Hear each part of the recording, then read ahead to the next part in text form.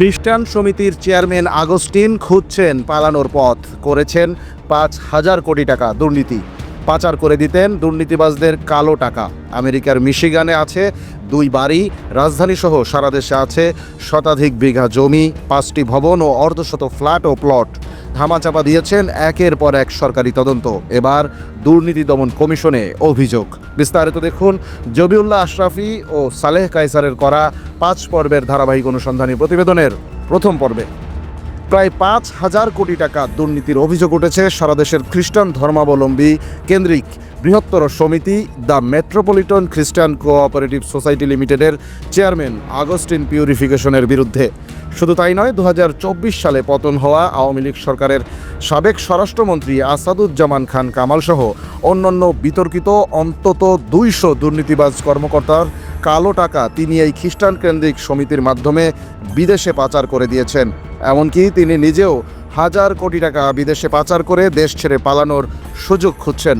সম্প্রতি দুর্নীতি দমন কমিশন দুদকে দ্য মেট্রোপলিটন খ্রিস্টান কোঅপারেটিভ সোসাইটি লিমিটেডের সাবেক ট্রেজারার হ্যারিসন ডালবত এর দায়ের করা লিখিত অভিযোগের বিবরণীতে উঠে এসেছে এমন চাঞ্চল্যকর সব তথ্য।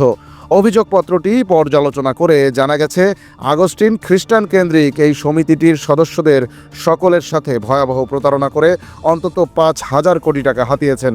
পদে পদে সমবায় আইন অমান্য, সংস্থার ফান্ড আত্মসাৎ, আওয়ামী লীগ সরকারের দুর্নীতিবাজ অন্তত 200 কর্মকর্তার বিপুল পরিমাণ কালো টাকা সমিতিতে আমানত হিসেবে নেয়া, সমিতির আড়ালে সেই কালো টাকা আবার বিদেশে পাচারে সহযোগিতা করা, সমিতির অর্থের হেরফের, জমি কেনা বেচায় জালিয়াতি, দুর্নীতির প্রতিবাদকারীদের হয়রানি করে দমনসহ আরও নানাবিধ অপকর্মের মাধ্যমে এই বিপুল পরিমাণ অর্থ হাতিয়েছেন তিনি। নিজস্ব হুন্ডি চ্যানেলের মাধ্যমে ইতোমধ্যেই সমিতি থেকে হাতানো টাকার বড় একটি অংশই তিনি পাচার করে দিয়েছেন মার্কিন যুক্তরাষ্ট্রে। পাচার করা টাকায় যুক্তরাষ্ট্রের মিশিগান অঙ্গরাজ্যের হোলল্যান্ড এলাকায় 2টি বাড়িও করেছেন আগস্টিন। এছাড়া রাজধানী ঢাকার উত্তরা 16 নং সেক্টর, তেজগাঁওয়ের হোন্ডাগলি ও মণিপুরিপাড়া, এশিয়ান টাউন, বাড়িধারা, দক্ষিণখান ও ভাদুন এলাকায় মোট 20টি ফ্ল্যাট ও প্লট এবং অন্তত 50 বিঘা জমি, টঙ্গীর পাগারে 2 বিঘা জমি ও জিন্নুর মার্কেটের পাশে 2টি 10 তলা ভবন, শেরপুরের ডুমিলিয়ায় 20 বিঘা প্লট জমি ও বারমারিতে 2.5 বিঘা জমি রয়েছে আগস্টিনের। দ্বিতীয় স্ত্রী লতা ও সন্তানদের নামেও উত্তরা এবং মাউসাইদে ফ্ল্যাট, প্লট, ব্যাংক হিসাবসহ আরও বিপুল পরিমাণ সম্পত্তি গচ্ছিত রেখেছেন তিনি। এমনকি নিজের জালিয়াতি ও টেন্ডার দুর্নীতির কাজে পরিবারের সদস্যদের ব্যবহার করার অভিযোগও উঠেছে তার বিরুদ্ধে। এসব বিষয়ে একাধিকবার সমবায় মন্ত্রণালয় কর্তৃক আগস্টিনের বিরুদ্ধে তদন্তের নির্দেশ দেয়া হলেও টাকা ও ক্ষমতার জোরে বারবার তদন্ত ধামাচাপা দিতে সক্ষম হয়েছেন তিনি।